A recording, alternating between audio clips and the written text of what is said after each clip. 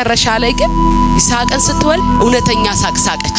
እውነተኛ ሳቅ ሳቅኩኝ እውነተኛ አሳቀኝ እግዚአብሔር አሳቀኝ እውነተኛ ሳቅ ሳቅኩኝ እውነተኛ አሳቀኝ እግዚአብሔር አሳቀኝ። መጣና ወደ አብርሃም ቤት የገቡ ሰዎች ሳራ የዛሬ ዓመት ወንድ ልጅ ትወልዳለች ሲሉ የውሸት ሳቅ ሳቀች። መጨረሻ ላይ ይስሐቅን ስትወልድ እውነተኛ ሳቅ ሳቀች።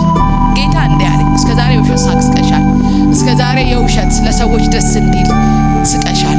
ከዚህ በኋላ ግን ልጄ የውሸት ሳቅ አበቃ አለኝ። የውሸት ሳቅ አበቃ፣ የመከራ ጊዜ አበቃ፣ የፈተና ጊዜ አበቃ፣ የቻሌንጅ ጊዜ አበቃ።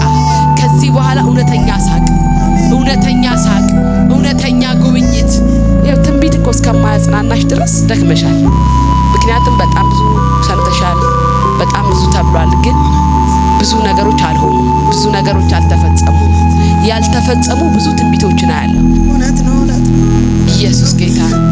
ግን እግዚአብሔር ለአብርሃም እኮ ዘርህን እንደ ምድር አሸዋ አበዛለሁ ብሎ ተናግሮታል አይደል? ብዙ አውርቶታል። ግን እግዚአብሔር ዘገየበትና አብርሃም እግዚአብሔር ዘገየብኝ ብሎ አሰበና መጥቶ ሳራ ጋር ሲናገር ሳራ ብዙ የአብርሃምን ከእግዚአብሔር ጋር ያለውን የሚያወራውን ትሰማ ታይ ስለነበረ ሲናገሩ አሁንም እንደዛ የሚዘገይ መስሏት ሳቀች። እግዚአብሔር ግን በአመቱ ያለውን አደረገላት። ይስሐቅን አቀፈች። እግዚአብሔር እንደዚህ ያለኝ ከዚህ በኋላ አልዘገይም፣ ከዚህ በኋላ አልቆይም፣ ከዚህ በኋላ የነገርኩሽን አስወርስሻለሁ፣ ያወራውሽን አደርግልሻለሁ። በጸሎትሽ እያለቀሽ የነገርሽኝን እየጮሽ የነገርሽኝን አደርገዋለሁ ይልሻል።